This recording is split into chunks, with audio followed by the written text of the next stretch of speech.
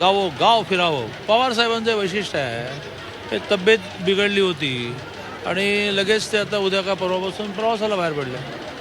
ज्योतिबा मंदिरामध्ये पुजारी हटाव एक मोहीम आता कोल्हापुरातून सुरू झालेली आहे. तरी ते गावच्या भाविकांना मारहाण झाल्यामुळे हा वाद निर्माण झाला. काय आपल्या त्याचं काय मला तुमची एवढ्यासाठी भीती वाटते की असे काही प्रश्न विचारतात ज्याची मला माहिती फार नसते. कशातून भांडण सुरू झालं मला माहीत नाही, आणि त्यामुळे पुजाऱ्यांनी थोडासा आगाऊपणा केला असेल तर त्यांना समजावून सांगून हे सगळं. मी समन्वयवादी आहे बाबा, मला एक टोक गाठता येत नाही, त्यामुळे हे संपावं.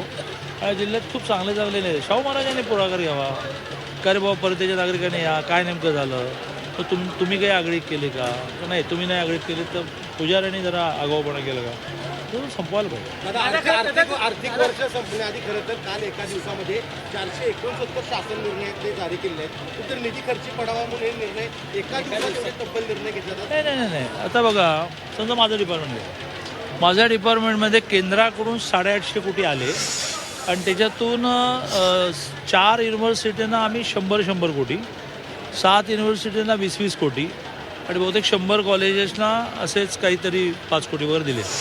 आता त्यांनी